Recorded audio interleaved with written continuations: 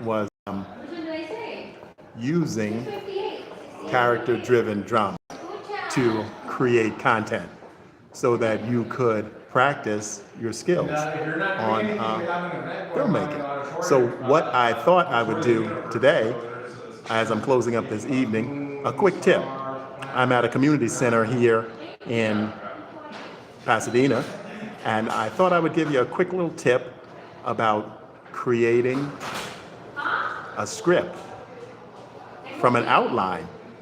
Now, that's something that I've done in the past, working from an outline. You can also work from an outline to write a story, but also it's a good way to prepare for writing a script.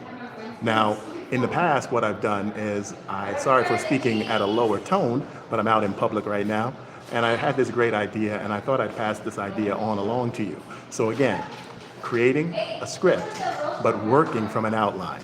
Now that's a great way to work quickly, especially if you're doing something that's really short.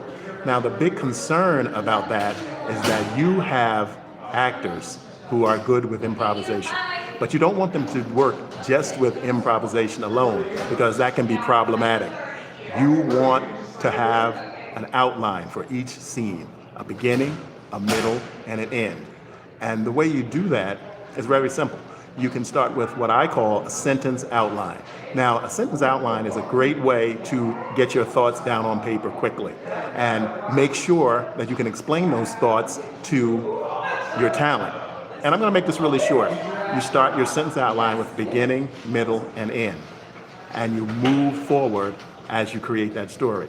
And you can pass that story on to your actors. And they can deliver that story to your film. So make sure you have your story thought out and before the actors get there. And you can work with index cards. Each scene should have a beginning, middle, and end, so they know where they're going. Working from improvisation is great, but they have to know the direction that you want them to go in. So again, keep that tip in mind. Working with index cards, outline each scene, beginning, middle, and end, and you have an overall direction of where you want it to go. That way your actors will stay on script, on page, and be able to follow what you want them to do. Because sometimes when actors are improvising, they go in a direction that you don't want them to go in, and that's what you don't want to do. You want them to be able to go in the direction that you create. So remember, each scene has to have a beginning, middle, and end, and in the overall story, even if it's a 5-minute story, a 2-minute story, it needs to have a beginning, middle, and end. And you can convey that message to the actors easily. So that's my tip. I'm finishing up for today. I'm going to be out late, so I decided to do the tip here. I'm out around the community, so I thought I'd do this quick little tip for you guys, and I'll see you again in the morning. Remember, you can work from an outline, but you need to plan it.